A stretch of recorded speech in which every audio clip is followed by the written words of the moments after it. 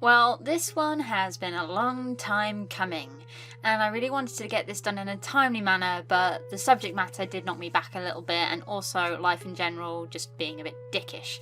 But finally, here we are, 2 housing emergencies and 2 dental operations later, and we've got our second ever review out.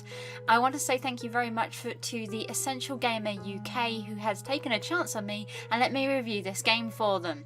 If you are interested in what they do, I have included their links in the description below and would really love it if you could go and take a look. So, reflection of mine. What's it about? What's it like? And what kind of game is it?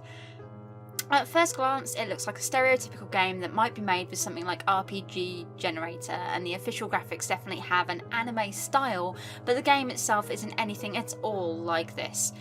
It is a 2D puzzle game played in a mirrored style on either side of the screen. It's a dark fantasy game about a woman who supposedly has DID, or Dissociative Identity Disorder.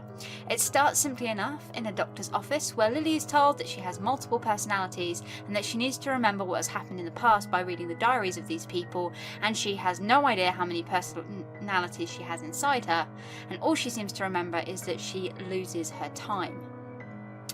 So I am going to start out with some of the things that I really enjoyed about this game. The art style is very distinct and unique in a very fun way. Some of the enemies are genuinely creepy and give off a wonderful Alice in Wonderland kind of vibe. The level designs are pretty cool too, as you go to 4 different areas in the game that you can play in. They are the forest, the hotel, the church and the asylum.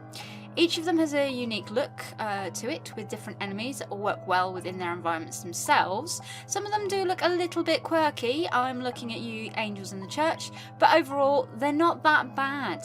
There is a really cool puzzle running part to the game where if you get incredibly stuck you can play through it to win masks, and they help you move forward, which is super helpful because the learning curve on this game is horrendous. I am not the best at puzzle games, I do understand this, and I did come to this game knowing I was going to be rubbish at it, but before I even made it through to the first boss, the game got incredibly difficult.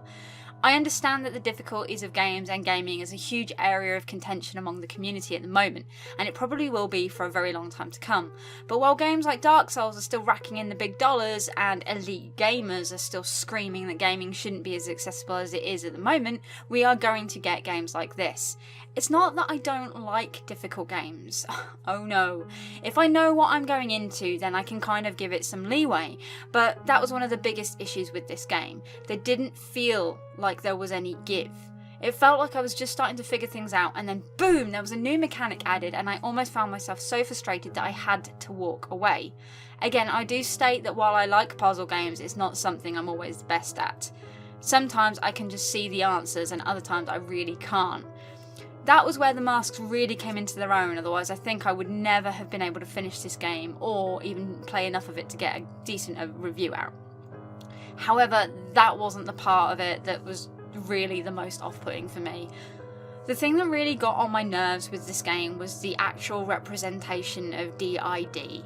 Now, I'm not being a sufferer, I can't really 100% speak for anyone who does suffer from this, and I am aware that each person is different and it can manifest for all sorts of reasons, but the entire thing just felt very Hollywood take on the disorder. Having done some research, a lot of the systems, or you can read systems as being personalities, are aware that they are part of the same person, or at least most people who have DID say that this is the case.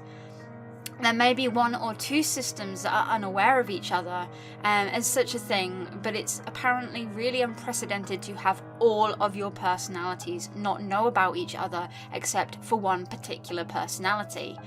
In this game, there is one personality that does know that she is a system in a DID, and this personality in this game is an evil, narcissistic, murderous, cruel person who actively wants to kill all of the others in her body so that she can have it for herself.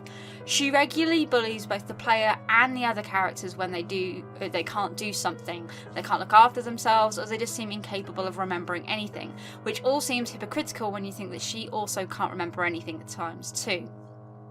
There are some other personalities that are considered dead, yet still hang around you just to torment Lily or the player, which again doesn't make much sense, as once a personality is dead, they are no longer coming back. Otherwise, what is it that Lily is really striving for? Also, throughout the game, she regularly spawns new personalities all over the place. Some of the personalities even split themselves down into even more newer ones at the drop of a hat just to fit the story, which actually ends up making it feel convoluted and disjointed. I may just be overreacting to the story, but the fact that it played off as a modern day game but still has a full-blown lunatics asylum with straitjackets also bugs me. Maybe in the late 1980s, but not in the 2000s. Unlike Hellblade, which was a game where I really enjoyed their addition of mental illness, this one just put my back up from the word go, and it did not get any easier or rectify the mistakes that it made as it moved on.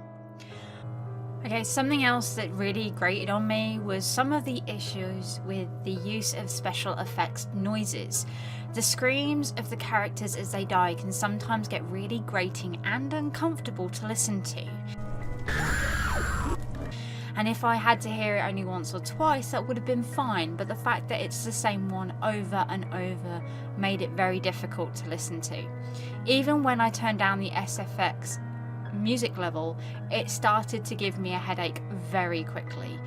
I'm not sure that there is something that they could have done to change it, maybe give a couple of different sounds, screams, sighs, death rattles, anything like that, but I do get what they were going for, but in this area I really think that they just missed the mark and it made it very difficult to progress.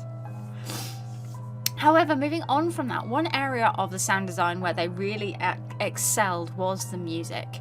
The background music was wonderful in this, unlike the sound effects. It did not grate on my nerves and I could listen to it for a very, very long time.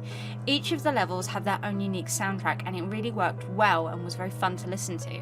I was surprised when there was even some actual singing involved towards the end. It was something that I did really enjoy about this game. So with all that laid out on the ground, would I recommend this game? Well, firstly, I'd ask you to sit down and seriously think about a couple of questions. Do you enjoy puzzle games? Are you easily frustrated or angered? Are bad depictions of mental health enough to make you walk away from something? If you answered these questions in any way negatively, then no, I would not recommend it at all.